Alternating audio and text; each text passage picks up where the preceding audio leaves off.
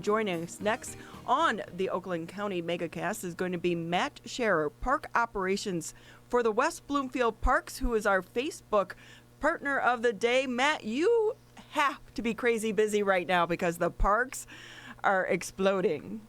Yes. I would say a month after COVID-19 hit, the parks have just been filled almost every day, every single one of our parks. So as the operations manager, or a member of the operations side of the house, what exactly do you do every day? Well, because of COVID-19, everything's kind of changed. We had to hire a lot less people than we normally do for seasonal wise. And so a lot of the full-time staff, we are doing a lot more cleaning of our buildings. We have a lot more mowing to do, just general maintenance stuff that we're doing. So now, this morning, for example, I was cleaning the south end of our park system. So I was at Drake Sports Park today, cleaning it up, trying to make it look nice before coming on here today. I went to Arrowhead, which is the main parking lot for our entire trail network, and was there cleaning that place up. So that was just what I did today. Probably this afternoon, I'll be on a mower mowing over at Keith Sports Park because we're short-staffed, like I said. So if I'm not doing any of that, we're doing some special projects. We have a couple of pollinator gardens we're trying to install. We are, if there's a storm, we're cutting trees down. So it really varies from day to day. We're speaking with Matt Schaerer, Park Operations for the West Bloomfield Parks. Busy time for you guys, but are you excited? And at least one part of all of this coming out is that people are actually getting outside and taking advantage of the gym that is in their backyards, and that being the West Bloomfield Parks. Yeah. About 2 weeks ago, I was at Bloomer Park, which is off Richardson Road near Green Lake Road, and we were doing some work there, and we had an older lady show up, and she was like, "This park's great. You guys are doing a great job." And right before she left, she said she'd lived in the area for over 20 years, and this was the first time she'd been to Bloomer Park. So we are getting a lot of people like that from all across the township checking out this park because some of these people don't have anything to do but go walk in a park.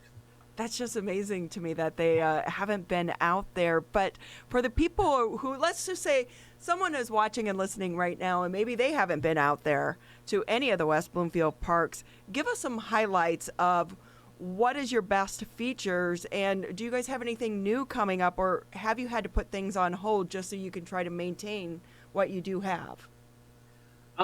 Well, Drake Sports Park, like I was talking about earlier, is in the south part of our township. And it's what it is. It's actually a sports park. It's where we have 3 ball fields, and we have 2 big areas that are soccer fields most of the time. And if we're not playing baseball or softball, you might see cricket on the weekends. That's big overseas, and it's definitely ramping up over here.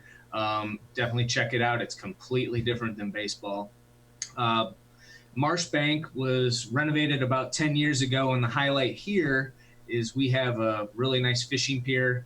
Last week, there were, I don't know, at one point, 15 people on the fishing pier fishing.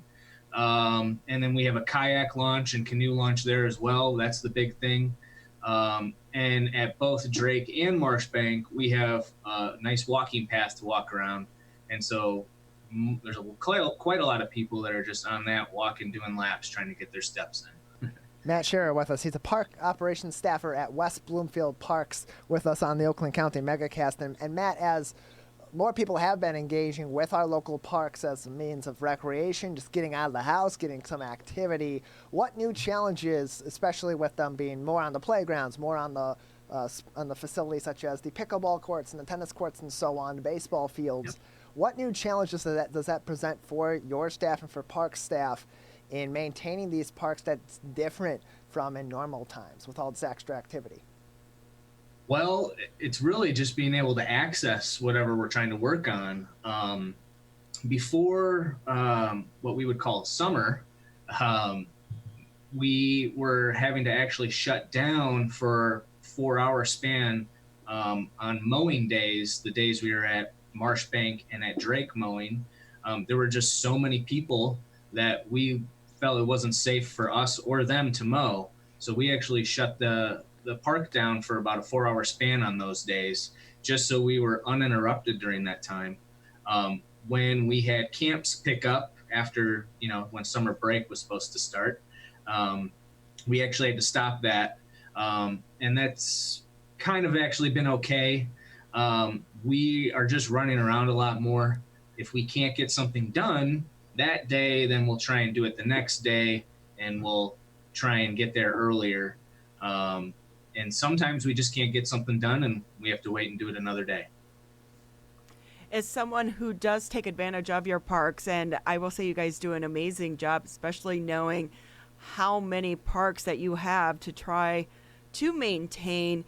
What does your staffing levels look like going into the fall, especially now, because I would imagine that you rely on high school and college kids, and if they're going back to school, does that leave another hole in your employee roster?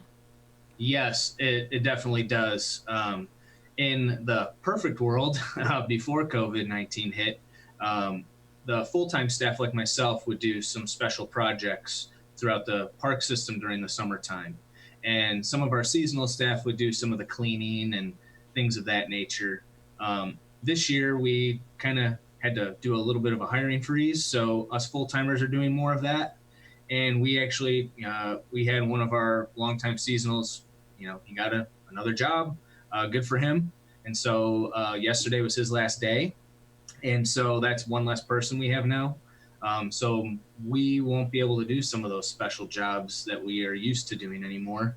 We'll have to pick up and do some of the more mundane tasks, but they're just as equally important, which is why people love coming to our parks, cleaning the bathrooms, making sure everything looks pretty, picking up all the trash on the ground, because there's been quite a bit of that because of everyone showing up.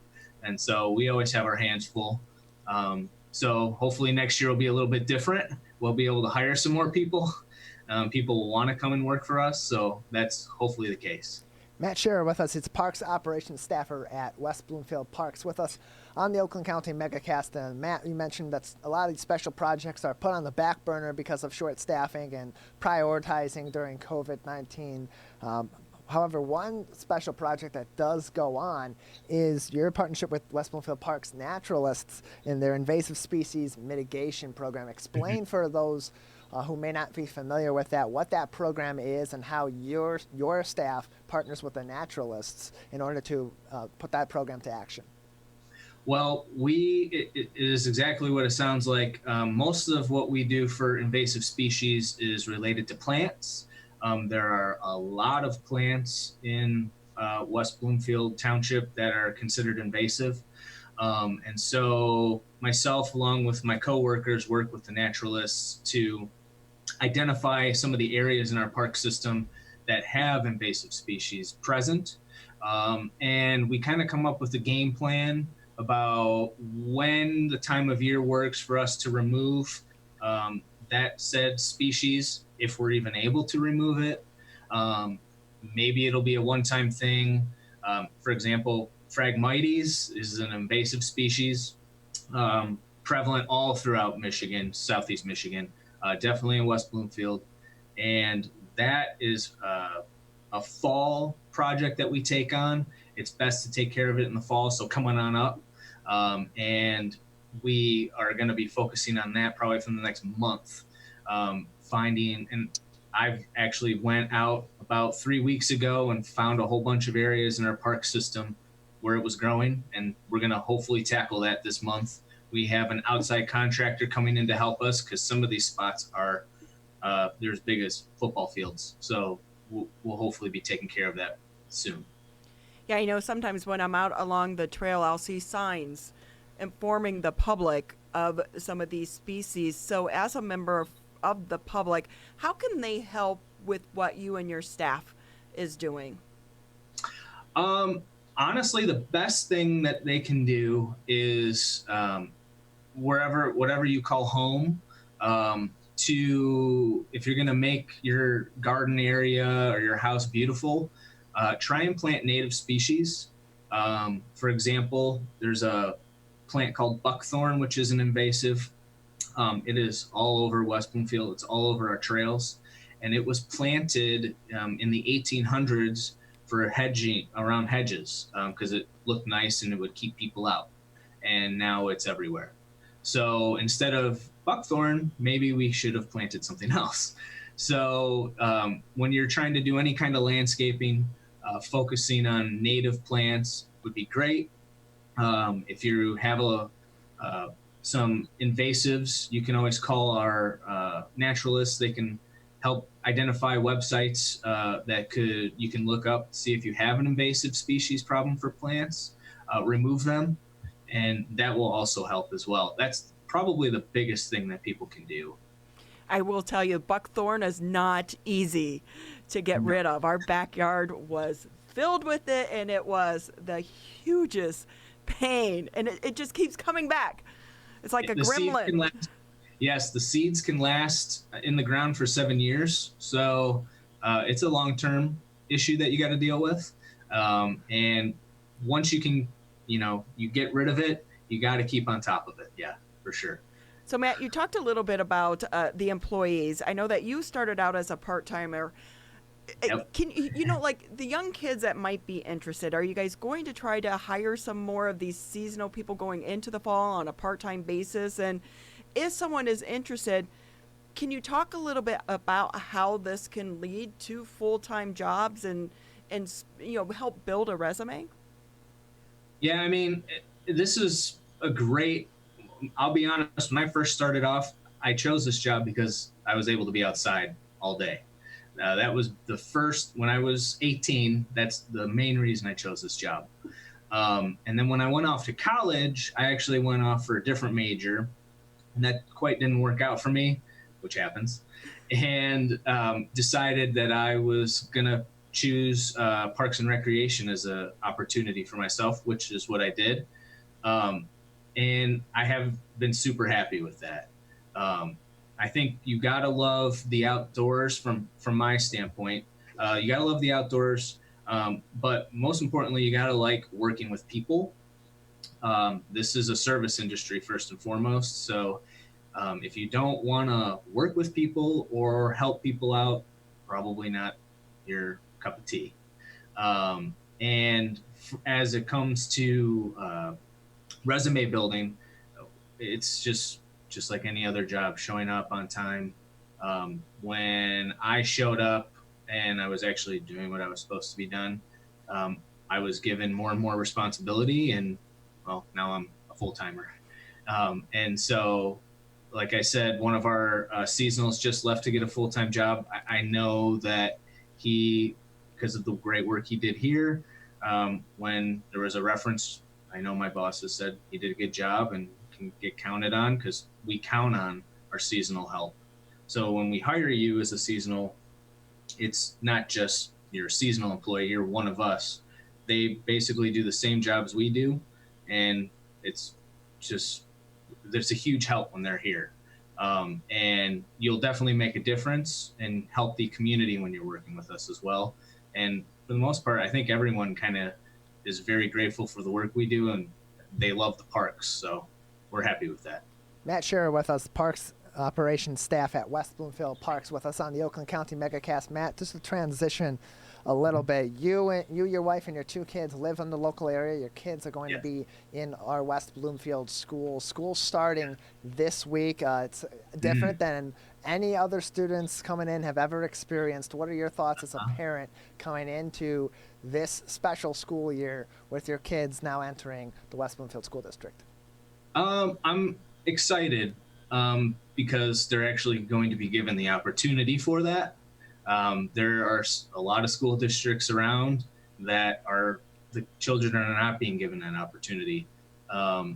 And my son, he is going to be in kindergarten, and he doesn't really know any different. And so my wife and I have basically been saying that this is normal, which is kind of hard to fathom for us, but for him, he doesn't know any different. And so I would just encourage anyone that has a kid who's in the kindergarten. Yes, it might be totally scary and different for you, but your son or daughter has no idea what normal is. And so if you can make this seem as normal as possible, nothing is wrong, I would highly encourage that. My son is super excited to go to West Bloomfield schools, even though it's for half a day. And I'm super happy that that's the case, because I know there's some kids that are scared, but we've just been trying to be super happy. So that's all I can tell other parents to do. But I bet you make a great outdoor teacher for your kids. Yeah.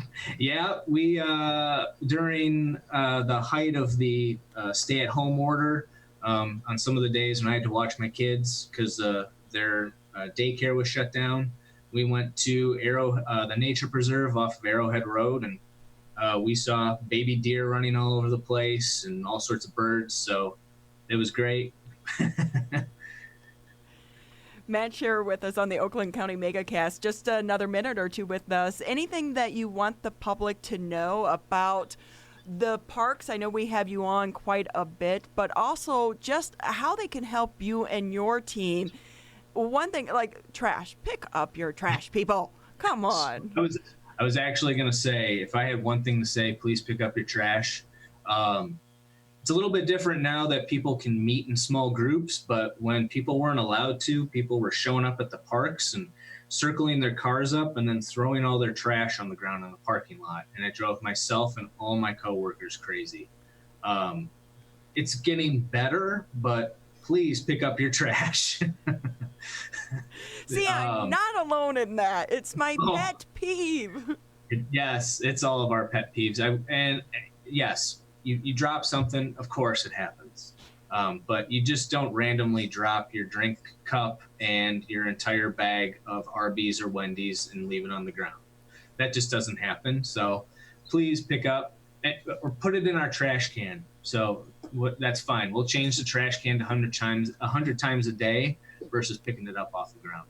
I will say, too, as someone that lives on the Trail Network, thank you for the poo bag stations for people's pets.